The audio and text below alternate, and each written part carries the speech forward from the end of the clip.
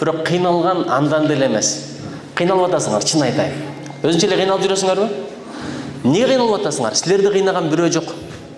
Күндө келип бир бандит кыйнап атабы, же прокурор сурап калып атабы, же бирөө келип сабап кетип атабы, эч кыйналган жок. Кыйналган эле өзүңсүң, өзүңдүн амалың. Иштеги көрө албастык, сараңдык, айлакердик, амалкөйлүк, ошонун баардык адамды кыжылат кылат. Кылган күнөөлөрүн кыжылат кылат. Айтат го, күнөө кылган адам тозокко түшөт. Биз тозок десе эле тияктагы отту ойлойт экенбиз. Ал чыныгы тозок. Бирок бул дүйнөдө тозок башталат. Ишенбесеңер, бир ишти туура эмес кылгандан кийин байкасаң, кыжылатчылык жүрө берет жүрөктө.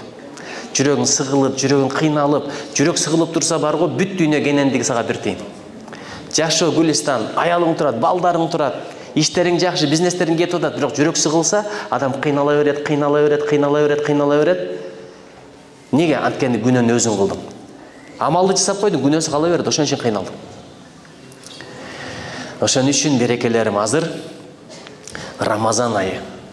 Көпчүлүгү түшүнбөйт. Рамазан десе эртеден кечке курсакты аш алып жүрүш керек. Ошол эле башка эчтеке түшүнбөйт. Бул ушунчалык куттуу ай. Рамазан дегенди түшүнөсүңөр өзү. Рамазан дегендин мааниси айтайынбы? Күйгүзүү дегенди түшүндүрөт. Аш жүрүү дегенди түшүндүрбөйт, күйгүзүү дегенди түшүндүрөт.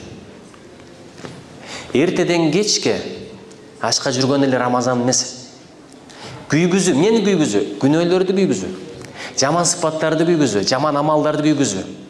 Ушундай күйгүзүп ташта бул сезон. Сезондо бизнесмендер кандай иштейт? Күндө иштейт, түндө иштейт.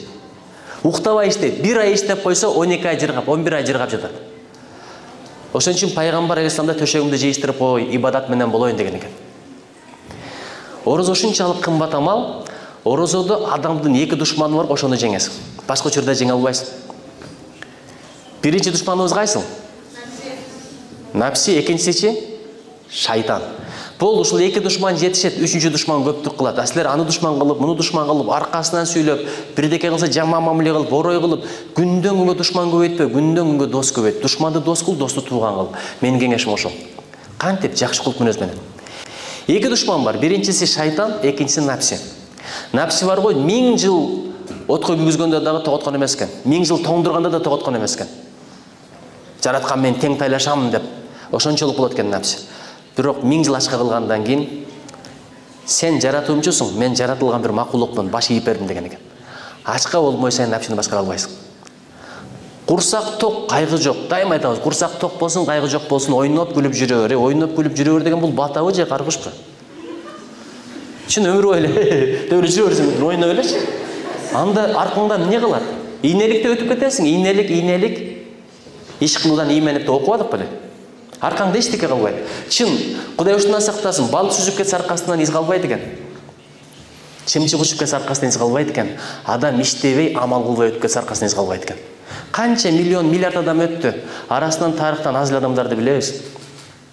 Мейли сен тарыхта кал, аракет кыл. Тарыхта калбасаң да адамдар жүрөктөрүндө кал. Бу дүйнөдө жашаш ар бир адамдын колунан келет, бирок адамдардын жүрөктөрүндө жашаш ар биринин колунан келбейт. Бирок жүрөктөрүдө кээ бирлери жаман жагынан калат да, мындай жүрөгүн ортуп коесуң, ошону эстеген сайын настроениең бузулат, сахарың көтөрүлөт, клеткаларың өлөт, чачың агарат, бетиң тырышат, Кудай ошондон сактасын. Биз төрөлүп аткан мезгилде адамдар сүйүнгөн, өзүң ыйлап төрөлгөнсүң. Өлгөндө ушундай өл, сен күлүп кет, адамдар ыйлап узатсın. Жерде кайгырсын адамдар, асманда периштелер майрам кылсын, бизге сон адамдын руху келет деп. Бирок бул айткан оңой болгону менен өтө кыйын нерсе. Мага да дуа кылгылачы, Кудай биринчи адам кылсын, анан саясатчы кылсын, анан жазуучу кылсын, анан адис кылсын. Адамга эң кыйыны күн сайын адам болуп, айтматып бекер айткан эмес бул сөздү. Ошон үчүн орозо бул сезон, ибадат кылып калгыла, тобо кылып калгыла. Эки душман жеңилген. Биринчиси напси алсырады, сынды. Бирок толук жеңилген жок, ишенип кой.